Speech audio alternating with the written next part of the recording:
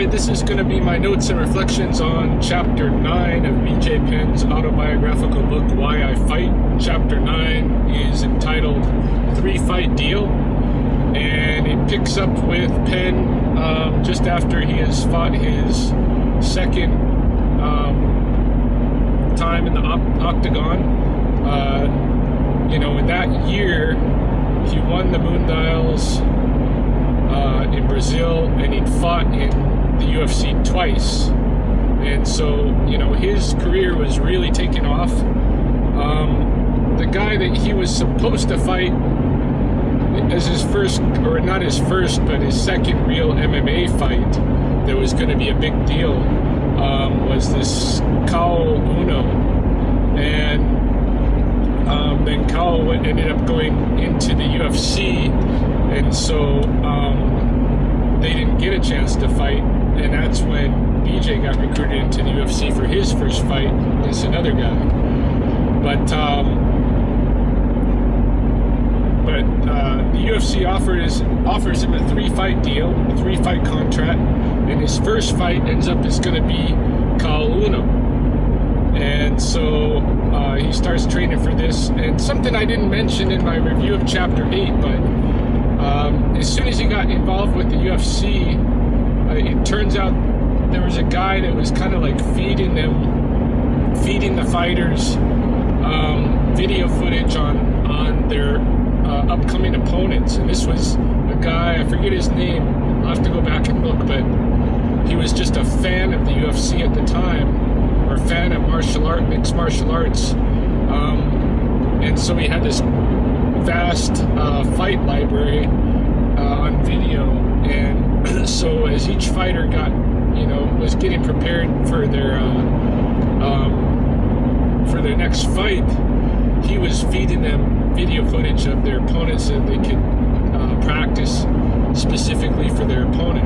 Now that same guy who was the fan back then, I believe, is a vice president of UFC now.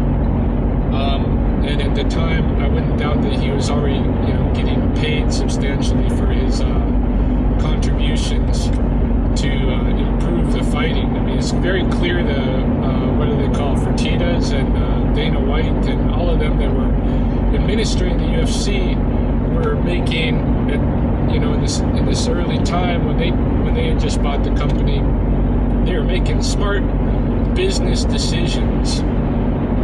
And I'm sure they still make smart business decisions, but in any case, they were certainly doing so at the time, and they were grooming this UFC into something, I guess, a little bit less primitive and more of a professional sport than it was before their ownership, when it was, just kind of a spectacle brawl.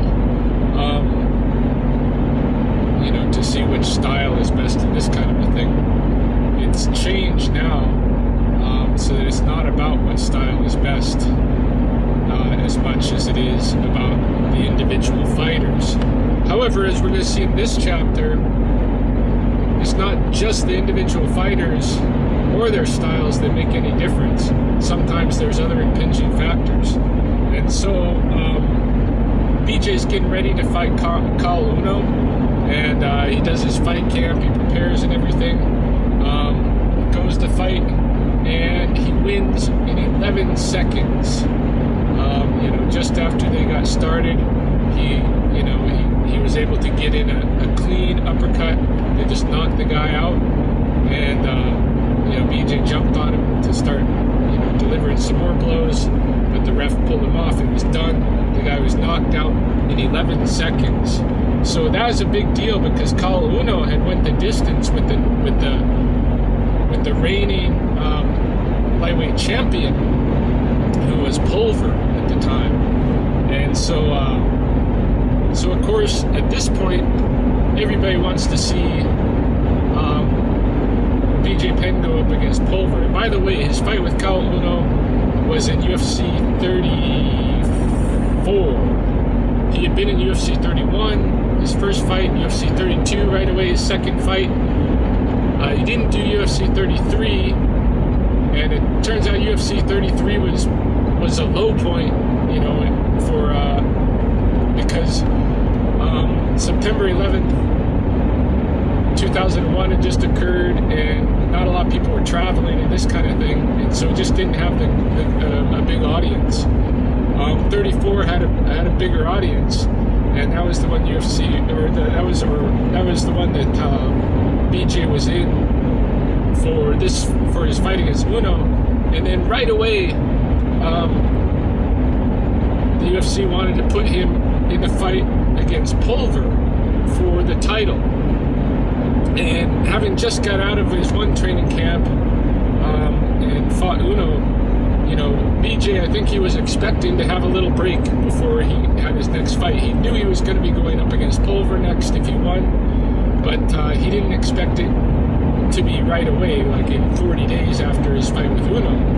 And in his training with Uno, he had actually pulled a muscle in his leg, or done something with a muscle in his leg that gave him some damage, and he was lucky that in the fight he didn't have to use that leg and strain too much, but it was still bothering him, and it was something that he hadn't brought to any doctor's attentions or anything, because he didn't want to get pulled out of the mix right at the height of building his UFC career.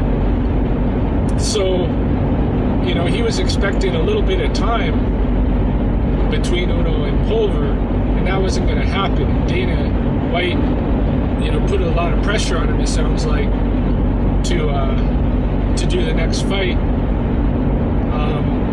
Kind of giving him not the guilt trip, but kind of building him up. This is your career, and this is a really important fight for you to get it right away, right? While everything's hot, people are watching you and all of this, and so BJ ended up making a deal and saying, okay, well, I'll do it if we're the main event. And so that was put through. They were going to be the main event. But he still, BJ still wasn't happy with it.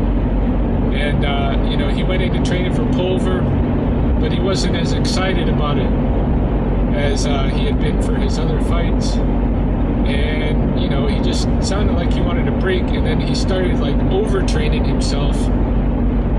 Like he was training all day long, getting ready for this, and I don't know. It just sounded like his whole training camp thing for Pulver was kind of messed up. Like he wasn't enthusiastic, and yet he was training more than ever before, and he didn't really want to be there. And he's got a leg injury and all this.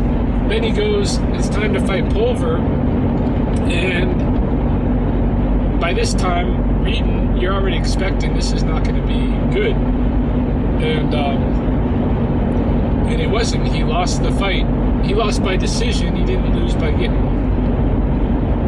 knocked out or anything, but he was controlled for a lot of the fight. And 2 out of the 3 judges thought that Pulver did better. So that's how his second fight goes, and he doesn't go into the third fight in this chapter.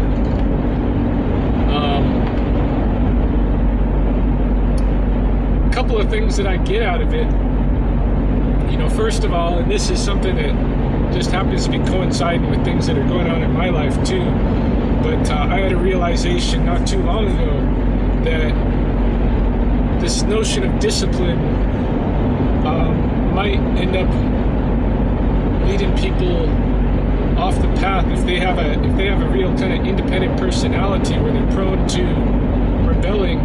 They may even rebel against themselves, and it seems to me that this is part of what's going on with BJ in this in his training camp for Pulver, which is that he's forcing himself to do something, and he's forcing himself harder than ever before. He's doing all-day training pretty much, and but it's very clear that he doesn't want to be there. He's just disciplined. He's just enforcing it via discipline, and it's not working, and it doesn't work, and he loses the fight. As a result, in part as a result. And, part of it, well, we'll get into that, but in any case, the discipline, the whole idea of the discipline thing being very helpful, sometimes it's not very helpful. Sometimes it makes setbacks for you. If he had had just a little break, a couple of months break, before he had to fight Pulver, if he had had those 40 days between UFC 34 and 35 off to just relax like he needed to do and felt like he wanted to do, then maybe he would have been ready to go into the training camp for Pulver. And it wouldn't have required him to be forcing himself to do it. He might have been excited at that point and ready, because he's not a guy that likes to sit still. But I imagine he's a guy that if you tell him, hey, you're not allowed to do this, or you're going to do this whether you like it or not, or this is what you ought to do, he's still got that rebellious side to him that we saw in the earlier chapters when he was a kid. And I imagine he's rebelling against Dana White, against the UFC, and against himself. And so more than anything, I think his heart wasn't in it, and that's what probably got him to lose the fight. So that's one aspect of it. There's another aspect of it, though, where it's clear that the economics can drive the situation and, put people in these, where they have to make these choices that are not going to be the most beneficial for their fight. And, that's understandable. This is a business they're involved in and all of that. At the same time, it did seem in this case, they'd already had BJ Penn fight UFC 31, and then UFC 32, and then UFC 34. I don't think they needed him to fight in 35. But the organization pushed him into it, because for them, for business, what he was generating was some hype. People had their eyes on it, and they didn't want to lose that momentum, so they wanted him to fight again right away. And that might have been the best decision business-wise in the short term, but was it the best in the long term? They could have had a champion that had 0 losses, perhaps, if they just waited, one fight until the UFC 36 or what have you, to put him up against Pulver. So economics certainly looks like it plays a heavy role in. And as we saw with the September 11th stuff, just happenings in the world in general, all of this stuff plays a factor. So it's not, when you see somebody win or lose a fight, it's not necessarily just about, especially if it's a sports fight, it's not just necessarily just because they're the best fighter, or the worst, or they didn't have what it takes. It could just be the circumstances. 2 weeks can mean a huge change in what's going on with them internally to put them in the frame of mind where they need to be in to be successful in the fight. And in a way, like what I think what happened here with BJ is, in a way, it was kind of like throwing the fight as a rebellion. He perhaps, even with the leg injury and even with the training issues and all of this stuff, I think there's a good chance he could have went in there and won the fight if his heart would have been there, but it wasn't. And so, as a result, he doesn't win. So this is all part of it. Another couple of things I want to mention about the chapter before I forget. One is that at the end of chapter 8, we meet this Phil Baroni guy who bumps BJ in a bar, and BJ bumps him back and says something about this is how he made his first New Yorker friend. Phil Baroni. He's got his name in there like 3 or 4 times in 2 paragraphs.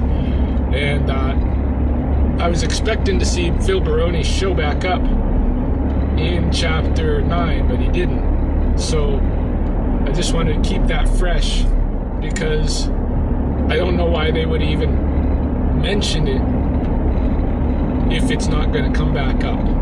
So that was one thing. The other thing was, at the beginning of this chapter 9, after his second UFC fight, before his fight with Uno, BJ goes back to Hilo for just a little short respite, and while he's there, he puts his money from his first UFC fights, which total might have been, let's see, $19,000 if he hadn't spent any of it, puts it in a bank account. And then his dad asked him what he did with the money, and he told him, well, I put it in a bank account. I thought it'd be the best thing to do is just shell it away in the account. And his dad says, no, get it out of there and you're going to invest it, because that money's not doing anything for you in the bank account. You got to make your money work for you, so that it'll be there in the future. And so this is very interesting. He doesn't say what he invests in, but he certainly didn't leave that money in the bank.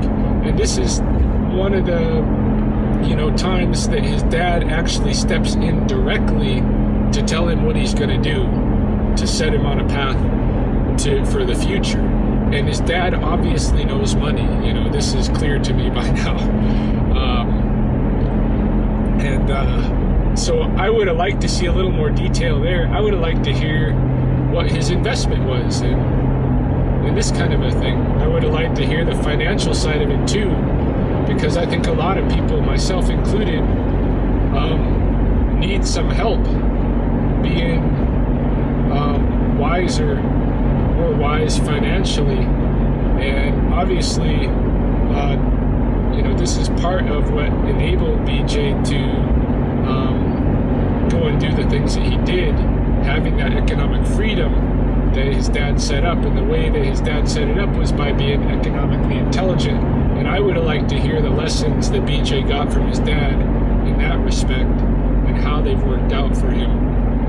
That would have been a good learning tool, but it's not there.